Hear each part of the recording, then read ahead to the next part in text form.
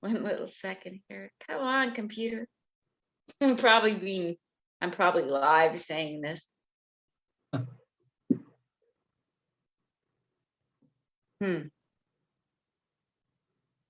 Looks like we're live.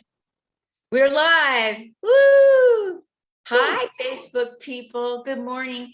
It's your little girl, Linda Marcus Smith, here doing comic spot interviews 810. That's the number I'm on today, number 810. Does this ever end? You'll never know unless you keep watching. It'll end when I am on the other side of my life, when I'm not any longer here. I'm going to keep doing this until I croak. So just get used to it. Usually every day, somebody, I got to get to know them. I got to let you get to know somebody. This is how you fall in love with comedians. If you don't know them, you don't know if you like them. You don't know if you want to go and watch their comedy, their YouTube when they come to town. You don't know. You're only going to know if you come here. Their only source of information. Trust me. Oh my gosh. So I'd like to say thank you to the veterans of comedy who have my back with this show. Anytime you want to hire someone to sling jokes, and just hire a veteran. They know how to sling a lot of things. They've done it. They've crawled through the mud. They wear that stuff on their face, stay up all night. A veteran knows how to perform in any situation. Just go to, I'm not really saying this like I'm supposed to today, but that's okay. Just go to veteransofcomedy.com and hire one of them. I'm on there. You just careful what you wish for. I'm on there. Anyway, today we're doing an interview of somebody who tickles me every time I talk to him. He's very funny naturally. He's not trying to be funny. I just can't stand it when somebody aren't you sick and tired of people that get on Zoom and just try to be funny? Well, you're going to have a real treat for you today because Raouf Ganjee, we call him Raouf. What do we call you? Whatever you want, whatever you want. Raouf Ganjee. His friends call him Raouf Ganjee. And he's funny without trying, like me, for instance. He doesn't try. Let me read you his intro before he falls asleep. Raouf Ganjee is the confused Indo-German founder of the worldwide stand-up comedy network, the Comedians with a K. Has performed at many venues. He has appeared a number of times on television and radio, including interviews to BBC World Service Radio for his humorous take on events.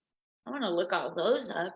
He has done numerous club and auditorium shows, as well as private and corporate shows. I'm reading this like it's the first time I've ever read it. Isn't that fascinating?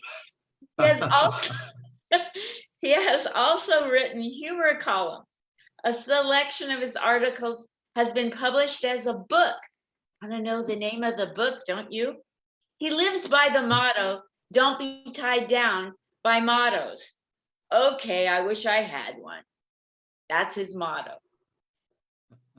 Kept the audience, he has a couple write-ups. He kept the audience in a fit with well-timed jokes. By the Times of India. Said by the Red magazine, the crowd showed their love with claps and wolf whistles. I'll take the wolf whistles over here.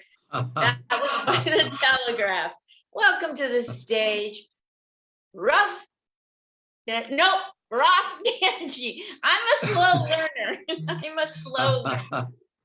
Raouf Ganjee. Yay, welcome. Yay. Thank you so much. Thank you. When you say it twice, then it's rough, and it sounds even more like a dog barking. Hi, welcome. Thanks for coming to us all the way from India. Woo! Well, I'm not technically there, but yeah, okay, I'm there in spirit. Yeah, that's what counts. Happy to be on your show. Thank you for having me. Thank you so much. Absolutely. You're not technically here, but you're technically in India. Yes. If I'm not technically here, I'm technically there. That's how it works. Yes, correct. Yeah. Is it, how late at the nighttime is it for you? Because it's like, It's not I my, don't know, yeah, 8 a.m. no, here.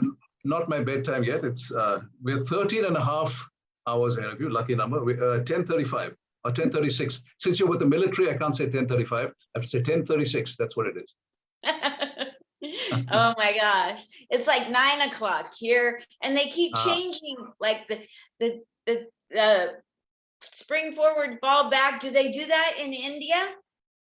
No. Thankfully, we don't have that. And I think the US should get rid of that too. I mean, it's just confused. I mean, the last show we had yesterday, daylight saving time changed a few hours before our show, and everyone was confused. But Yeah. thankfully, everyone made it to the show. Oh, I think they should. I think I'm pretty sure they will get rid of that eventually. Don't you think so? I hope so. And then they need to just go everybody on the metric system, you know, and everybody should know my phone number. Definitely. I don't know. What's it been like going through the pandemic in India? People want to know. This is like the National Enquirer question of the day. Well, anyone who's been through the pandemic is happy because they made it through the pandemic, right? Yeah. I mean, not everyone did. So, well, frankly, no one really bothered about the pandemic. They were just told you should stay indoors, you should keep your mask on, but not everyone did. Because it needs, it's called postponement of gratification. You have to realize that something might happen to you later. But no, most people don't think like that, right? They think, I'm okay now, I can take my mask off, I'm not dead yet. And so they keep their mask off. But I was actually quite careful, partly because of my parents and so on, because if you get it, then the rest of your family can get it. So I try to avoid it mainly for that reason. Yeah.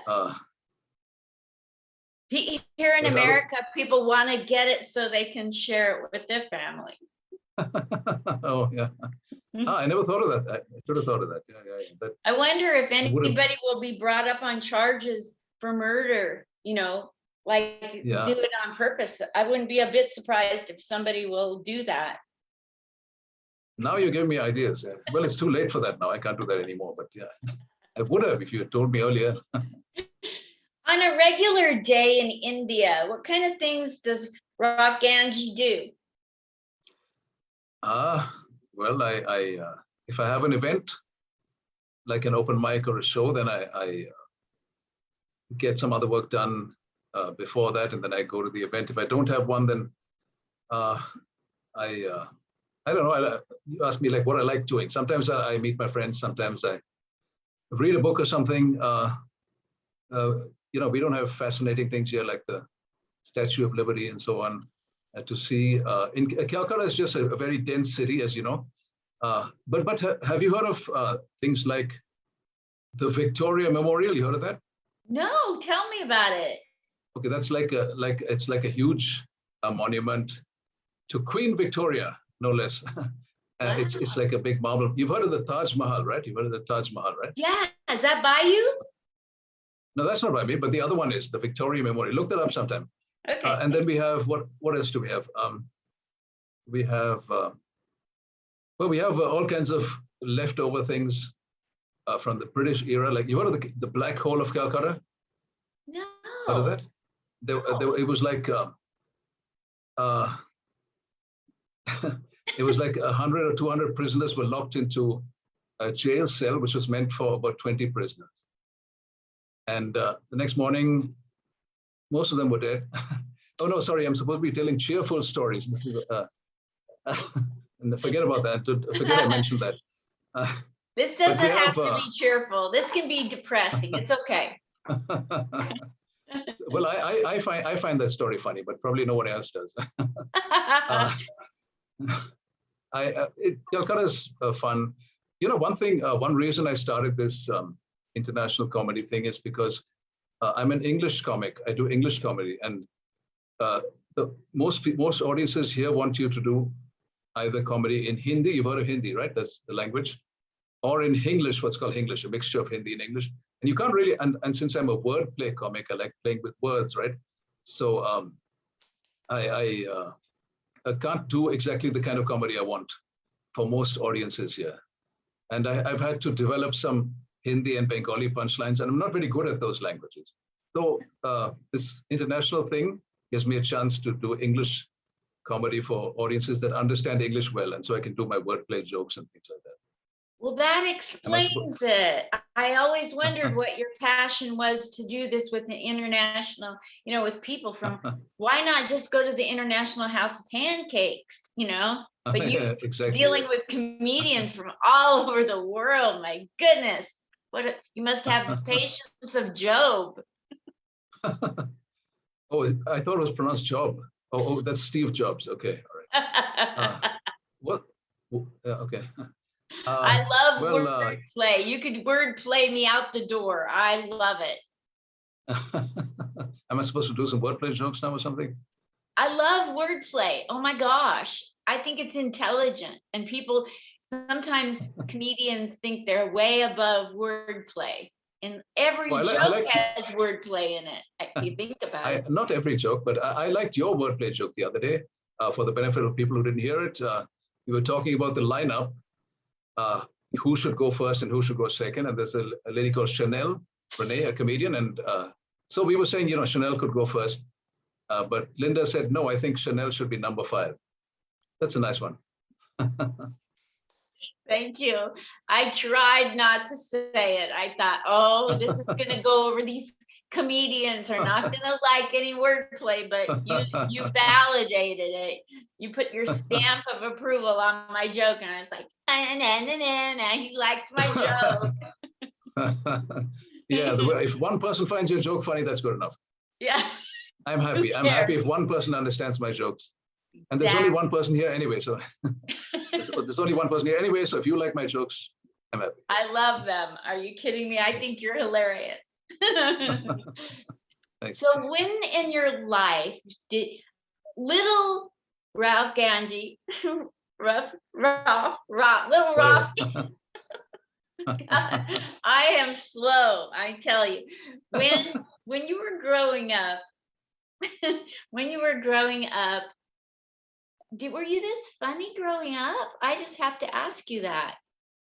Well, yeah, I kind of used to be the guy who made jokes in class and so on. And, for example, I when I was in the US, I gave a funny graduation speech. So I've always been doing that kind of thing, but I didn't really do stand-up until a few years ago. Stand-up is something which people think is very difficult to do, but it's not really so difficult. And you know that you probably know, you obviously know by now that, say, somebody who tries performing, say, 100 times or 150 times, by that time he or she will be a good comedian. That's how it works. Humor is something which you can learn, like everything else. It's not something you're born with. It's not something that, and those people who seem to be naturally funny, they've probably just been, when you make jokes at school and so on, what you're actually doing is you're getting practice. The first time you do it, you're not funny. I mean, the first time someone tries to be funny, he's not funny. But then after a while, he gets funny, and then he keeps doing it. It's like doing open mics. It's like practicing for comedy. So those people who are always making jokes in school and so on are actually, they keep doing it because they keep getting practice and they keep getting better. It's just the way you learn comedy. It is. Anyone can be funny.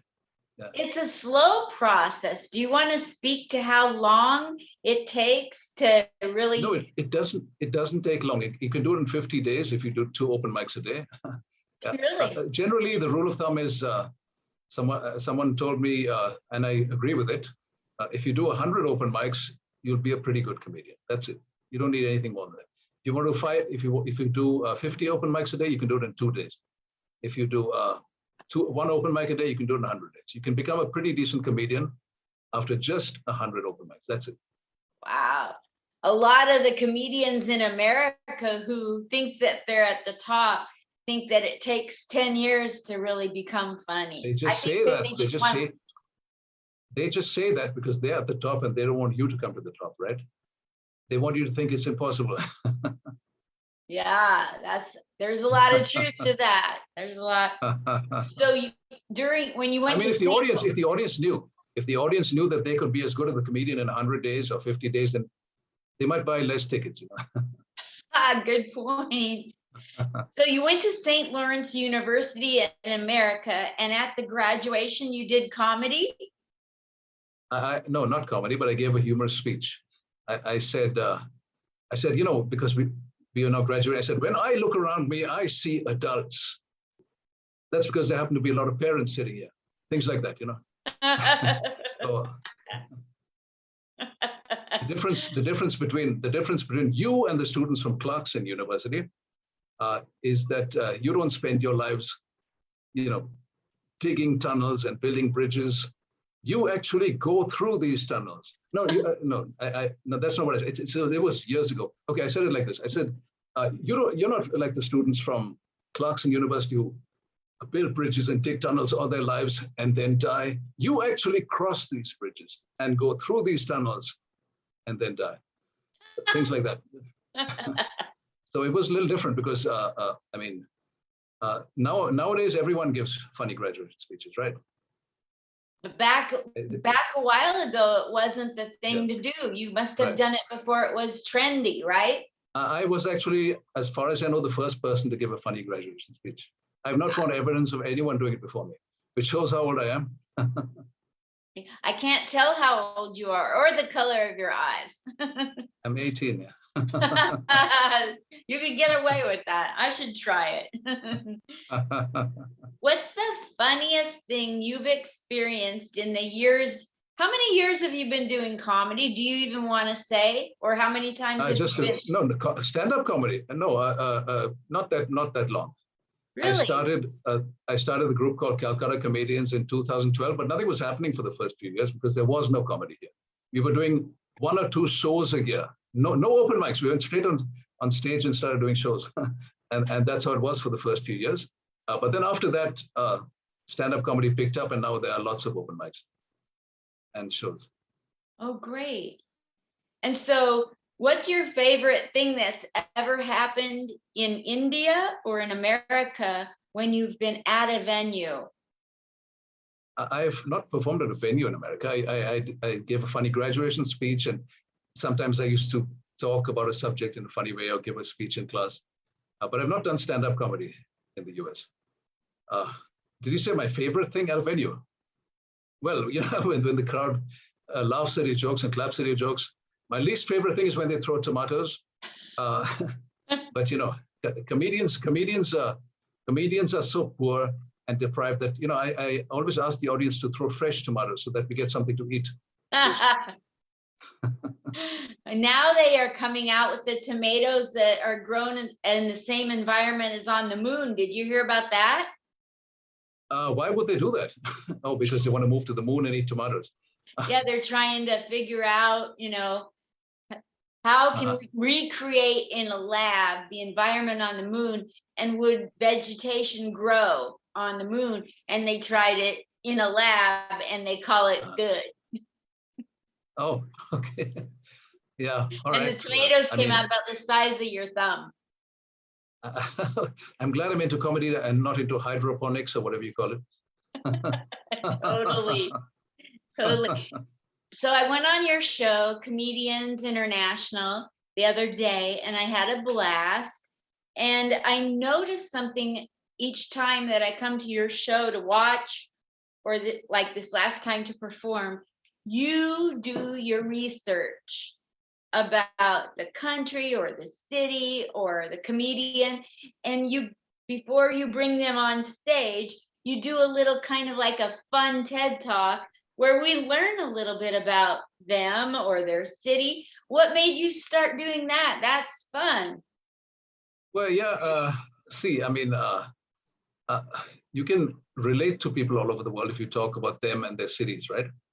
Because I might not know like you asked me what I do every day. I don't know what Kenyans do every day. I don't even know what all Americans do every day. So if I talk about things that they understand and I understand, that's the best way to do comedy, right? If you have a subject that you and your audience can relate to. And for me, it's just fun. I just write, I just look up the country or the city where people are from, and I do a few jokes on that. That's challenging. I mean, because I enjoy writing jokes or thinking of jokes, and so that's rather than just saying, here is this person from this country and he's going to perform. I prefer to, add one or two jokes about him or her and his or her country. And that way I learn something too. Yeah. And do Americans come to Calcutta? For comedy, no, we've had a few foreigners. I'm trying to think. We had a guy from Poland here, and that's about it. Not many foreigners doing comedy here, but we have a lot of tourists. And once in a while we get them at our shows. Now, as I said, the problem here is that research will do you a lot of good when people from other countries come to comedy. Yes. But as I said, comedy is mostly not English anymore here. It was when it started here about 10 years ago, whatever. It was all English because it's a Western import, right? Stand-up comedy didn't exist here, punchline-based comedy, and so it was all English. But after a few years, it's now all Hindi or English. There are hardly any English comedians left because the audiences for non-English comedy is much bigger. So, for example, once there's a city called Vizag, and the manager of the Park Hotel there wanted me to start doing comedy there for foreign guests, foreign tourists. So I gathered a couple of comedians and we went there and we did a show, and it turned out that, they're mostly non-English comics, unfortunately, so it was very difficult. And even the English comics, the jokes they make, it's very difficult for foreigners to relate to those jokes. So we ended up doing jokes for the Indian audiences, and then we started doing shows once a month for Indian audiences. And once in a while, we had a few people from Britain and so on. So I was pretty much the only guy who was able to make jokes that they could relate to. So the same thing happens when someone from abroad comes here. When comedians, say from Australia, come here, people usually don't understand the jokes they're making or don't relate to them very well. Yes. People relate to things that they understand, and what they understand here is their own language, which is fair enough. But I actually didn't grow up speaking. I grew up speaking English and German at home, not Hindi or Bengali. And so I'm not very good at those languages, and you shouldn't do comedy in a language which you're not so good at, right? Exactly. I've had to build up. I can't really tell a full joke well in Hindi or Bengali, but I can because I'm a wordplay comic, I can think of a good punchline. So I tell a joke in English, and then sometimes I have a punchline in Hindi or Bengali. And I've had to do that quite a lot because audiences understand that much better and they relate much better. You're going to get much more of a laugh if you're going to have at least a punchline in the local language. So I have to do that a lot. But actually, as you know, I prefer English wordplay comedy. So yeah. So what's your favorite joke that you've ever told that's wordplay? Do you have one? I don't know. Sorry, what? Do you have a favorite joke you love to tell? Not really. Not really. For example, once I asked some people in the audience whether they'd had an arranged marriage or a love marriage. So they said it was an arranged marriage. I said that's might be a good choice because you know the difference between arranged marriage and love marriage. Arranged marriage is when people start sleeping together only after marriage. Love marriage is when you stop. That was one of the that's one of the ones I like. And then, for example, say. Who are some of your favorite comedians that you look up to in the world? Well, for example, I was, when you had George Carlin and Steve Wright, right? Most people liked George Carlin. I used to like Steve Wright because he does more one-line jokes and wordplay. Not exactly wordplay, but I like one-line and one-liner comics, two-liner comics, and of course wordplay. I like Steve Wright. I like a guy called Emo Phillips. You know him? Yeah. I think he's very good. I think Emo Phillips is very good. You know who I like? Maybe these two. Yeah. Say. You know who I like that I'd like to be on a show with you? Raouf Ganjee? No. Yes, exactly. and her name is Wendy Liebman. I have to check her out. How do you spell her name? Liebman. Liebman. Liebman, got it. She is all about wordplay. Okay. Surprise punchlines, like she pauses and you think and it's going to be a certain way, and then she makes a pause and a left turn. Surprise punches. A twist at the end, yeah. Okay. She's like, all right, I'll check. She's like the best female wordplay that we have, I think. What's her first name? Wendy. Wendy Liebman. Okay, I'll check. She's pretty famous, and if we can't get that other headliner for that show, we should go for Wendy. I think she's so fantastic. All right. Do you know her? She's the reason I got into comedy. She told me I had to get on stage. Should we get her for the next show, do you think? For the next international show? All right, let's do that. Okay. Let's do that. Okay. Let's get her. All right. I'll get her to get in contact with you. Okay, I appreciate that. Yeah, I love that. Okay, super. That would be so cool. You'll love her. She's really nice too. She was just on a big show, huge show with Leanne Lord. So they're at the same level. Nice. All right. Okay. Yeah. Please don't forget. Please don't say that because you're on the show. Please actually do that, right? No, I don't. I'm not. Homie, don't go that way. Homie, don't. Homie, don't play. Okay. So, what is one of the things you're trying to accomplish for other people with Comedians International? Well, this comedians thing has always been a platform. I started it myself because I wanted to learn comedy.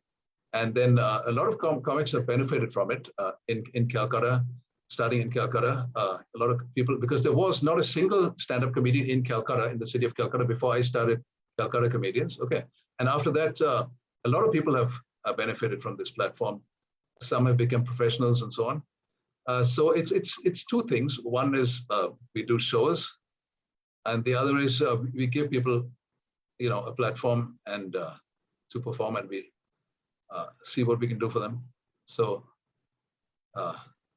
as I said, initially it was because I myself wanted to learn comedy, and you can't really do it on your own, right? You need some other people who want to learn along with you.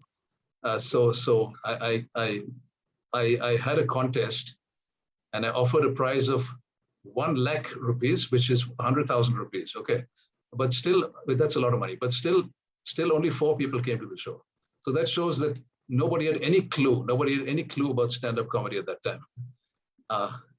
Anyway, I found these 4 people, and for the first 1 or 2 years, there were only 4 or 5 people in my group doing comedy, and we were doing 1 or 2 shows a year. Now, of course, there are much more. After about a year or 2, it started picking up. In American, what is 100,000 rubles, or what did you call it? Rubles? No. This is not Russia. Rupees. Have you heard of rupees? I got a shock for it. They're exactly like rubles, except they're totally different. It's the currency here. Okay, rupees. So no, it's not as much as $1. It's all right. I'll tell you what it is. Right now it's about 70 rupees to $1. Okay. Wow. 75 right now. At that time, it was probably maybe I don't know, 60 or something. So it's still a lot of money because I had to do that to find comedians. If I hadn't done that, then I wouldn't have found anyone. So I could at least get started. You've had a lot of firsts. The first person to tell a funny speech at a graduation. As far as I know, please try to research that and see if you can find. See if you can find someone who gave a funny graduation speech before me. All right. I'll get Wendy Liebman to do it. All right. Okay. I like please look at Wendy. If she's a wordplay comic, I'm all the more happy to have her on the show. You'll die laughing. She's so great. Okay. All right. So this is just before you forget. This is and for the audience as well.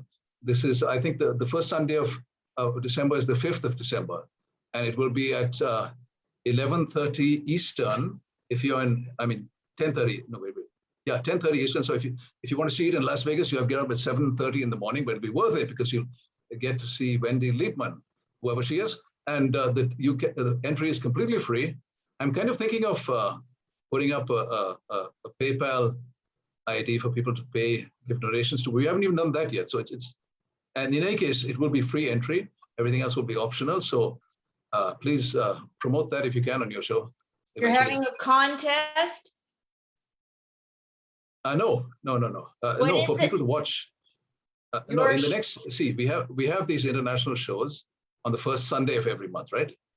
Okay, At 3:30 p.m. UTC.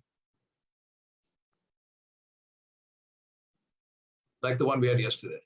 got it. Okay. I entry didn't, is free. like, I don't remember things real well. I didn't know it was every first Sunday. It's kind of like going to church and you tithe, kind of like that. When you put money in the bucket once a month. I'll remember it. Okay. So I will put that on the post for everybody to come to Comedians International. And if you get a Yes. PayPal, let me know and I'll share it. All right. Appreciate that. Yeah. Okay. But Okay, even so if we do get a PayPal, entry will be free and it'll be totally voluntary. Okay. Hey, carry on. Yeah. okay, PayPal and it's voluntary. That's awesome. And so what is it you're trying to accomplish in comedy? What do you want to make? How do you want to make the world better through comedy that you haven't done already for the rest of your life? People do. Well, people do listen to a message when it's delivered in a funny way, right? That was always the purpose of the court jester, for example, to tell the king things that he didn't want to hear from other people, to tell him the truth, right? You can tell the truth if you say it in a funny way. So you can deliver whatever message you want. A comedian can use can deliver messages. I don't deliver too many messages, but I could if I wanted to. Comedy is definitely useful for you to say things if you want to. People, if people enjoy listening to you, they're always going to listen to what you have to say, rather than if you're giving them a lecture. So it's kind of hard when you feel like some comedian is using stage time for therapy or trying to talk down to you. That's like, yeah, that's a problem. It should not feel like you're giving them a lecture. It should be funny. And so I for example, I never like to be seen as supporting any politician or anything like that. I don't like to take sides in comedy, because then you lose half your audience. Or at least, I mean, it's okay if you're supporting someone or some cause, but don't make it the the main thing you're saying. Don't make it the main point of your comedy. I think comedy should be first funny, and then after that you can deliver whatever messages you want. Especially if a comedian is saying something that you totally disagree with, then it becomes just annoying. totally. Comedy is something where it's not just for you, it's for the audience. You're trying to make the audience have a good time and laugh, right? You're happy if people are enjoying the show. So you don't want to annoy people too much. So even when I do crowd work, if I say something, if I make fun of someone, if I see that the person is getting a little annoyed, then I kind of apologize and make it clear that it's just a joke and so on. Although if you go to a comedy show where people have paid for comedy and they're sitting there listening, then you can pretty much make fun of them and say anything you want about them. But you have to be a little careful, especially say if you're doing an open mic at a cafe, you have to be a little careful. Or even at a show, it's possible to get people upset. And then I prefer, and not to say fuck you, to be upset. I prefer to then try to make them feel better and say it's just a comedy show and so on. Exactly. I like to make fun of myself. I think there's a lot of material in making fun of myself. And well, if you make fun, yeah, carry on. I have a wordplay joke about President Biden and Trump. Do you want to hear it? It's old. It's been burnt, trust me. So the joke is, what happened? I hate politics. And by the way, what happened to the good old days in America? When Trump was a verb and we were just biding our time. Those were the good old days. And that's nice, yeah. Because then you're not saying you're on either side. You're saying I'm sick of it all. Well, I mean, politicians. You really find a decent politician. I have a question. I have this joke where I say, if a horde of mad mutant monkeys took over the world, what would the new governments look like? Answer: Probably the same. No difference. Well, I don't know about politicians in the US, but politicians here are completely insincere, and they're just there to make money or gain power and so on. I think they're probably a little better in the US because that's how it probably was in the US also a few maybe 50 years ago. Maybe I don't know. Are there any decent politicians in the US? You tell me. No, they're not. And you don't know who to trust. And it's like, Okay. I would rather go to my 50th high school reunion all over again every year, like Groundhog Day, than listen to a politician. Yeah. They're not telling the truth. They're lying. Yes. They go on. And the news is the worst. Like the news is run by different factions of the government. You turn on one and you hear facts from their point of view. Like I'd rather listen to Russian television to hear what's going on in America. Yeah. Now I'm going to get canceled. Yeah. What about that's in your what it is. country? Do you trust everything that you hear in the news? No, not at all. Every news channel, well, here the news channels have been kind of bought off by the government. But you know, they've got their they're more interested in making money and in you know, getting market share and so on. And right now, India is notorious for having television channels that are biased. You know, so that's just how it is.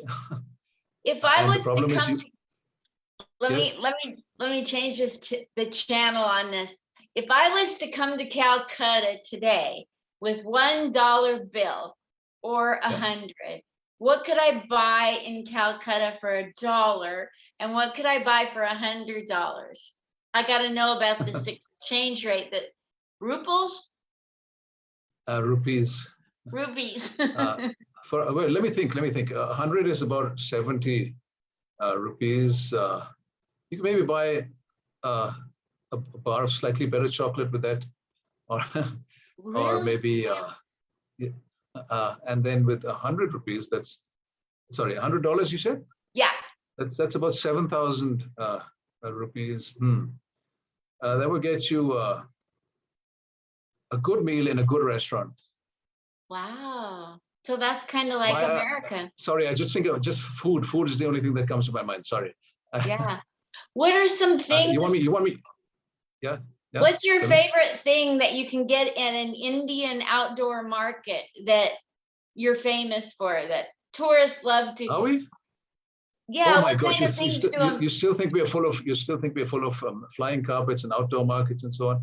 No, I there are didn't not say. many outdoor I markets. never once thought that. No, we don't have that many. I have never heard of any famous outdoor market, but we do have people selling, you know, vegetables and fruits at the side of the road, but because there's not enough space for, and they don't have their own shops and so on. But these big open air markets, tell me more about that. I'm curious. I want to go and see one.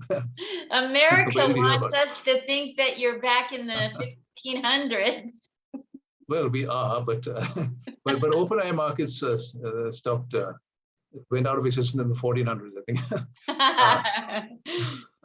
So Calcutta is very much like being in America. You have shops and people go in shops and buy things. It's not outdoor. No, now you're going to the other extreme. Now you're going to the other extreme. No. But yeah, we do have malls here. We have malls, and I mean, once you have malls, you've reached the pinnacle of civilization, right? Yes. And you kind of get everything here now. If they don't make it here, they import it. So yeah, say about maybe 20 years ago. See, for example, we used to import some things from Germany because you didn't get everything here. But now you get it here. You don't have to do that anymore. I mean, whatever. Name something that you think you don't get here.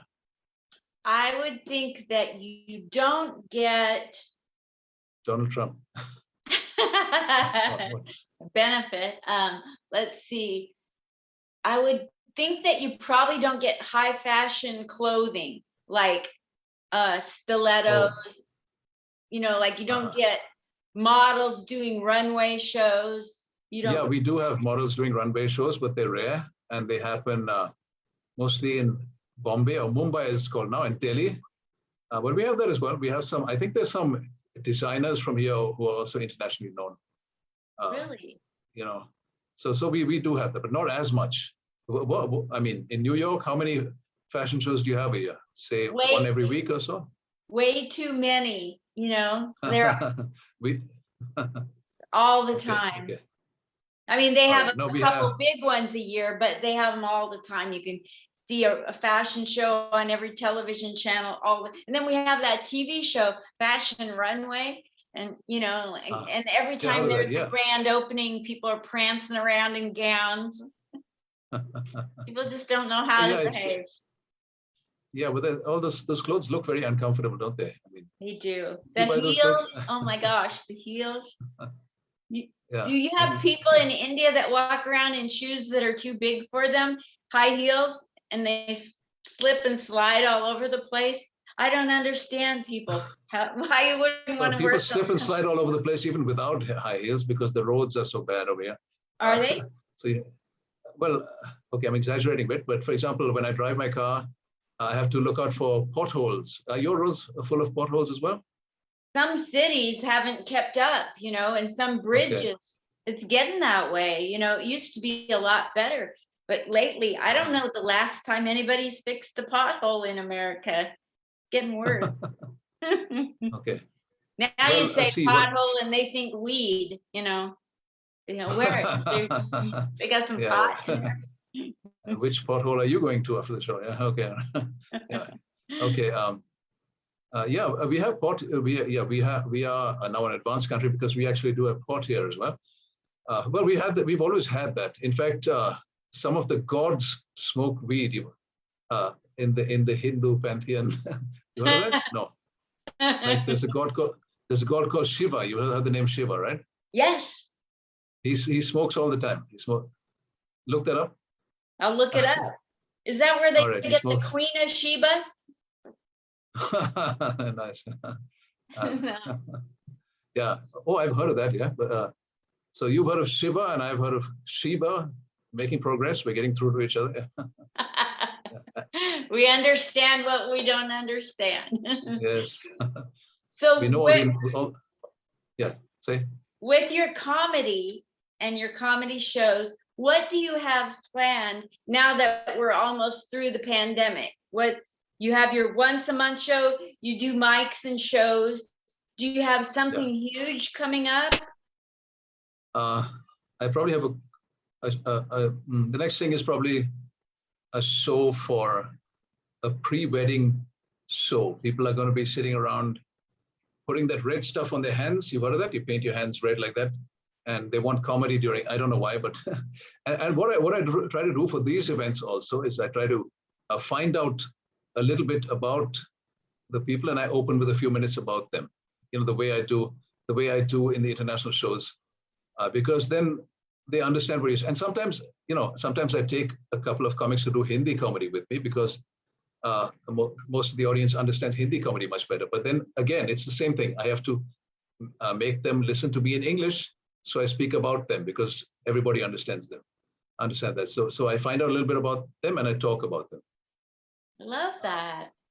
That sounds like a lot of fun. So if I want to get married and I find the man and he wants to go to Calcutta and I want to put some tint on my hands, dye.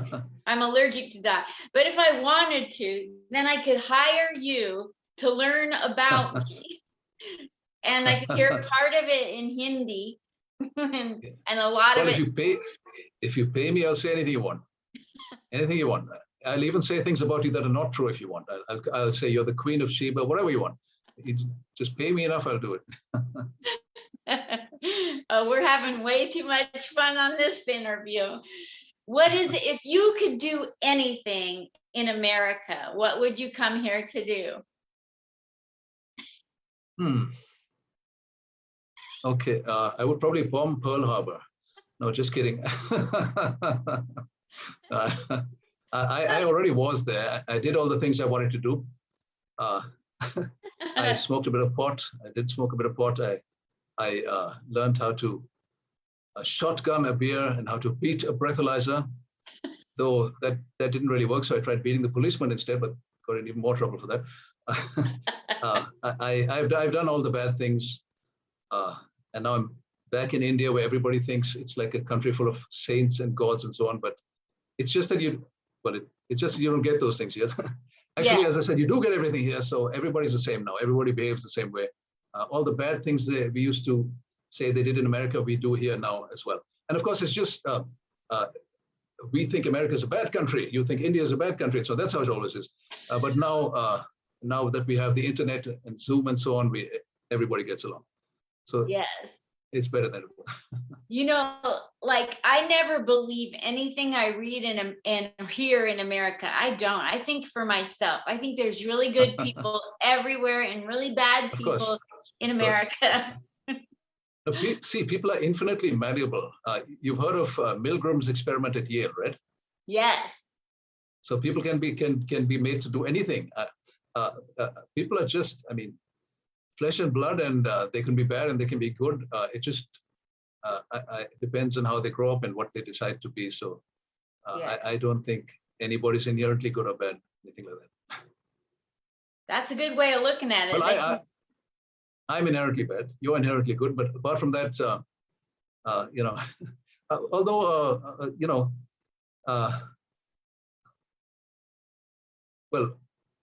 for example, you meet some people who you feel you can never reform them, right? Yes. But even with them, I think it's just probably got to do with the way they grew up and so on. Because I've never really been convinced that people can't change. I haven't either. I think people can change. Do you believe people can or they can't? Well, sometimes they kind of ossify, right? It's too difficult for them.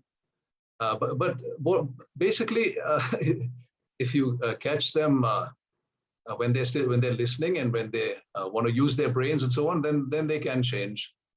People get into habits, and it's very difficult to change your habits afterward, right? So that's the only problem, and people get comfortable with the way they are, and they don't want to change. But what I mean is that nobody has to be one way or another way, right?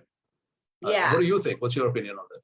Well, I was perfectly normal until 1996 when I got hit by a drunk driver and I sustained a brain injury, and it changed my personality, and I became very difficult to get along with for like 15 years.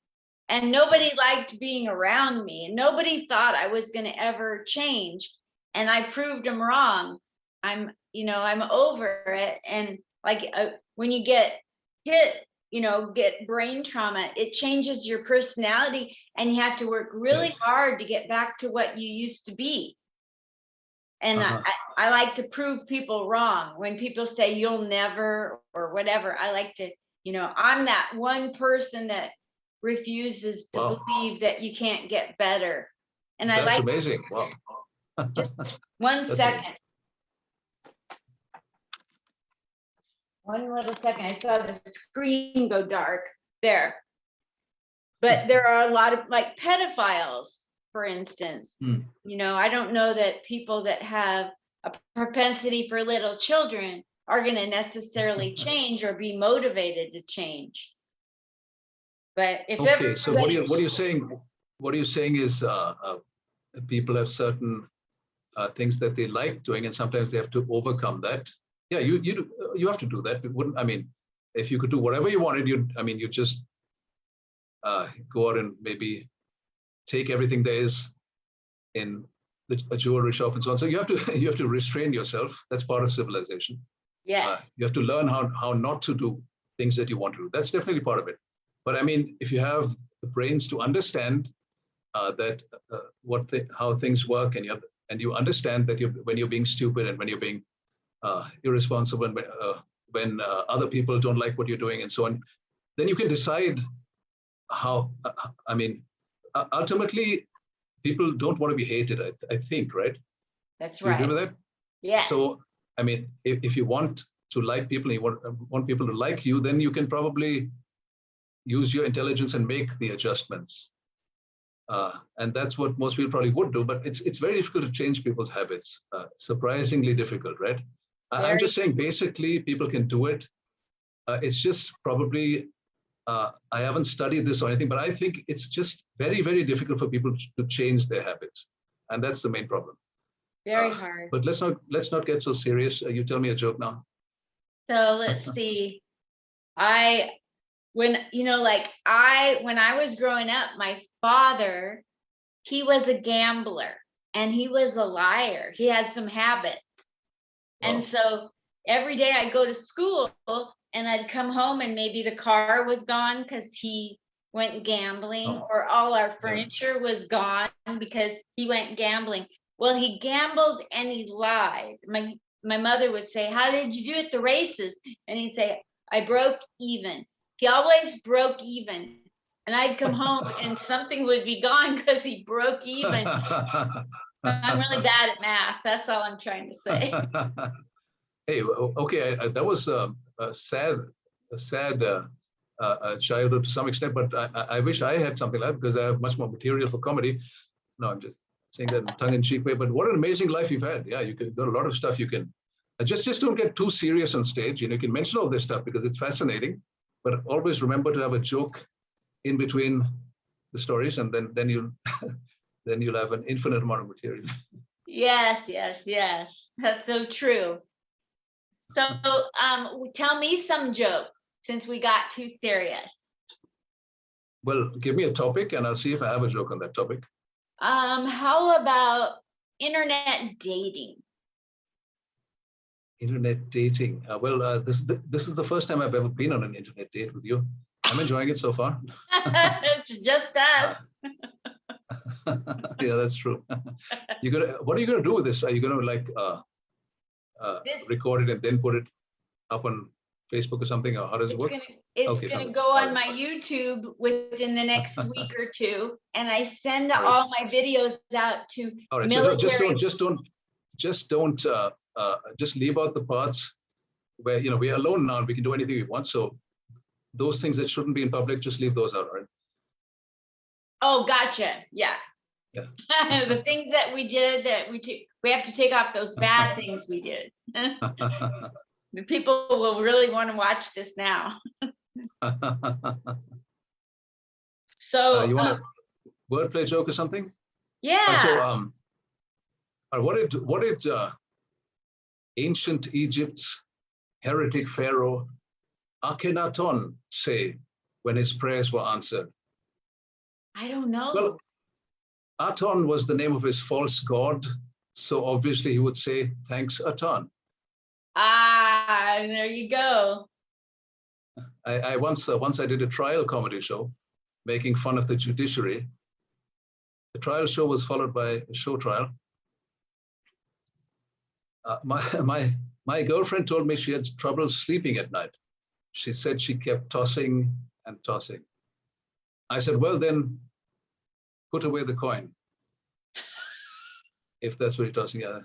All right, that's enough. Your turn. Let's see. Give me a topic.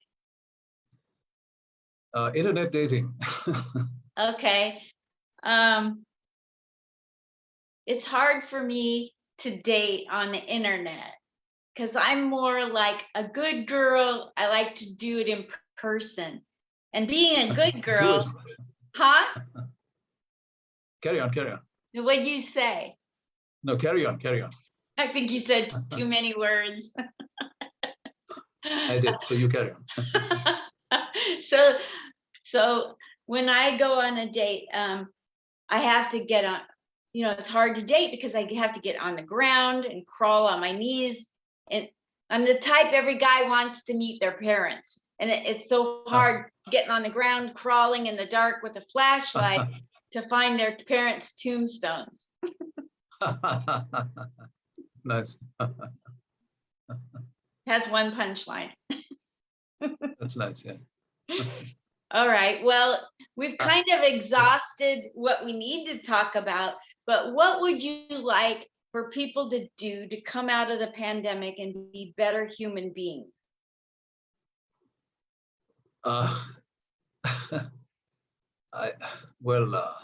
I don't really know, because it's very difficult to say what's a better human being, right? You tell me, what is a better human being? Well, like, I think a better human being is somebody that sits there and goes, you know what, we almost were extinct, and maybe we could be kinder to each other, or not pick on each other, or look for what we don't have in common. Maybe it's time we should just start figuring out what we have in common with each other and relate like human beings, like get along. I don't know, something like that. That's very deep thinking. I never thought that deep. Yeah, okay, I'll take that. Yeah, okay, I agree. I agree. Yeah, all right. Yeah, whatever you say. Yeah, we should do that. Yeah. I'll be nice from now on. You Change always my answer are now because nice. what you said. Yeah. You're very nice to deal with. Don't even think that Oh, thank you so much. nice. Yeah, I've enjoyed being around you, and I look forward to many more conversations with you. I think you're a great Hope so. you're a great influence in the comedy world, and you've really accomplished a lot. And I thank you for what you do to bring comedy to the world and to bring comedians a voice. And I know that you're ethical with what you do. You promise that you're going to pay people. You promise you're going to give them spots, and you actually do. You're a rare breed. So I Hey, applaud I you never for thought of it. I never thought of it that way. All right, next time I won't pay them. that. That was never an option there. Okay. So many times All in right. this business, people get jacked around, and you don't do that. You're a straight shooter. So kudos to you for doing that. That means a lot to Thank a you. lot of people. But yeah, that's a problem all over the world. People. So if you got to take you generally should take your entire payment in advance, right? Is that the general principle there as well? It should be. But you don't. You do that. At least 50%, right? It's What do very you do? nice when that gets done. That's how unique you are, because it doesn't happen very often to people. So that I really applaud you for your ethics in comedy. Thanks. Yeah, well, there's so many more comics in America. I mean, I think every fifth person in America. How many comics are there, by the way? I think somebody mentioned a figure of what, 800,000 or something. Is that correct? There's like 500 comedians in Portland, Oregon right now. Oh. And I'm sure there's 500 or 1,000 in Vegas. And every city has at least 500, every major city, at least. And then they have another 10,000 who think they're comedians, right? Yeah. That's so true. Anyway, you are funny. I liked your set very much the other day. Thank you. I appreciate your stamp of approval. That means a lot to me. So. You're supposed to say the same thing now to me. No, just kidding. Oh, I'm sorry. I was so busy taking in the compliment. I'm sorry. It's anyway, so new to hear it. It is. When did you start comedy, by the way? 7 years ago with a brain injury, and only in the last 6 months have people really said anything nice.